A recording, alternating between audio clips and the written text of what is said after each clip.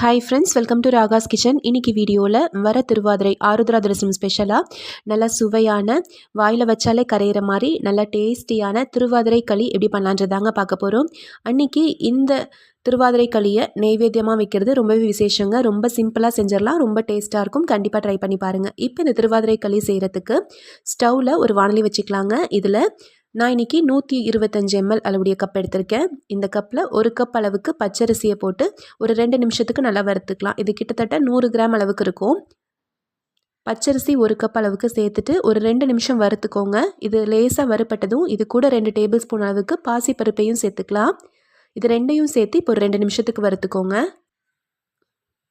இது லேசாக வறுத்தாலே போதுங்க. இந்த அளவுக்கு வறுப்பட்டதும் ஸ்டவ் ஆஃப் பண்ணிவிட்டு இது ஒரு தட்டில் மாற்றிக்கலாம். இது நல்லா சூடு ஆறட்டும். சூடு ஆறுனதும் மிக்ஸி ஜாரில் போட்டு பொடிச்சு எடுத்துக்க போகிறோம். இப்போ இது நல்லாவே சூடு ஆறிடுச்சு. சூடு ஆறுனதும் உங்ககிட்ட ஏலக்காய் தூள் இருந்துச்சுன்னா நம்ம அப்படியே பயன்படுத்திக்கலாங்க. இல்லை அப்படின்னா இதை பொடிக்கும் போதே இது கூட 2 ஏலக்காயும் சேர்த்து நல்லா ஃபைனாக பொடிச்சு எடுத்துக்கோங்க. பாருங்கள், இந்த அளவுக்கு பொடிச்சு எடுத்தாலே போதும். இப்போ ஸ்டவ்வில் ஒரு அதே வாணலி வச்சுக்கலாங்க. அதில் எந்த கப்பில் நீங்கள் அரிசி அளந்தீங்களோ அதே கப்பில் 2 கப் அளவுக்கு பொடிச்ச வெல்லத்தை சேர்த்துடலாம். இந்த ஸ்வீட் நம்ம வெல்லத்தில் செஞ்சால் தான் நல்லா டேஸ்ட்டாக இருக்கும். இது கூடவே ஒரு கப் அளவுக்கு தண்ணி விட்டு வெல்லத்தை நல்லா கரைச்சி விட்டுக்கோங்க. வெல்லம் நல்லா கரையட்டும். வெல்லம் நல்லா கரைஞ்சி கொதிக்க ஆரம்பித்ததும் பாருங்கள், இந்த அளவுக்கு கரைஞ்சிருந்தால் போதும். ஸ்டவ் ஆஃப் பண்ணிவிட்டு இதை வடிகட்டி எடுத்துக்கலாம். இப்போ ஸ்டவ்வில் வாணலி வச்சு அதே கப்பில் எந்த கப்பில் அரிசி வெல்லம் எடுத்தீங்களோ அந்த கப்பில் 5 கப் அளவுக்கு தண்ணி ஊற்றிக்கோங்க. மொத்தமாக 6 கப் அளவுக்கு தண்ணிங்க. அதில் 5 கப் தண்ணி இப்பையும் ஒரு கப் நம்ம வெல்லத்துலேயும் சேர்த்துட்டோம். 5 கப் தண்ணி ஊற்றி தண்ணி நல்லா சூடாக ஆரம்பித்ததும் பாருங்கள், நல்லா சூடாகணும்.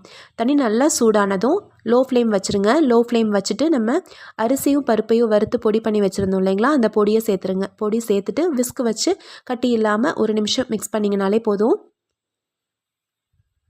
லோ ஃப்ளேம்லேயே வச்சு நல்லா கலந்து விட்டுக்கோங்க. ஒரு 2 நிமிஷம் இது நல்லா வெந்து வரட்டும். நம்ம மாவை அரைச்சி எடுத்துருக்கோம் அப்படின்றனால சட்டுன்னு வெந்துடும். ஓரளவுக்கு ஒரு 2-3 நிமிஷம் வெந்ததும் நம்ம வெல்லத்தை கரைச்சி எடுத்து வச்சுருக்கோம் இல்லைங்களா, வடிகட்டி அந்த தண்ணியை சேர்த்துருங்க. வெள்ளைப்பாகை சேர்த்துட்டு நல்லா கலந்து விட்டுருங்க. நம்ம கரண்டியை வச்சு கலந்து விட்டுறதை விட விஸ்கு வச்சு கலந்து விட்டிங்கன்னா உங்களுக்கு சுலபமாக இருக்கும். கட்டி இல்லாமல் சட்டுன்னு மிக்ஸ் ஆயிரும். நம்ம சாதாரணமாகவே பிரசாதம் செய்யும்போது பச்சரிசியில் செஞ்சோம் அப்படின்னா ரொம்பவே விசேஷங்க. அதே மாதிரி இந்த திருவாதிரை களியும் பச்சரிசிலேயே செய்யுங்க.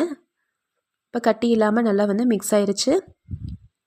பாருங்கள், இதோடைய கன்சிஸ்டன்சி ஓரளவுக்கு திக்காக இருக்குது.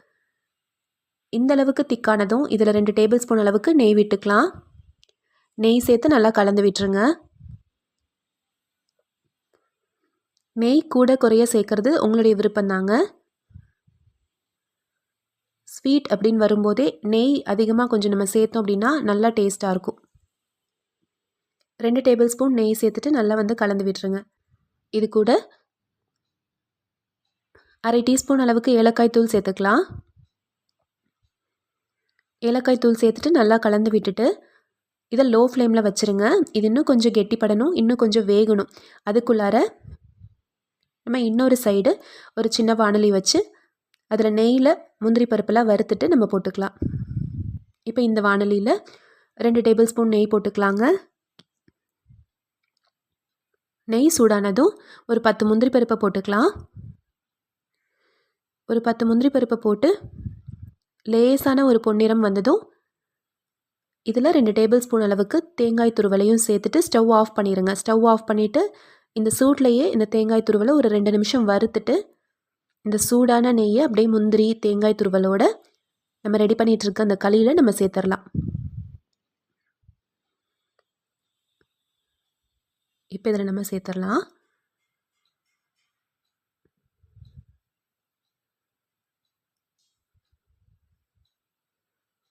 சேர்த்துட்டு நல்லா கலந்து விட்டுருங்க.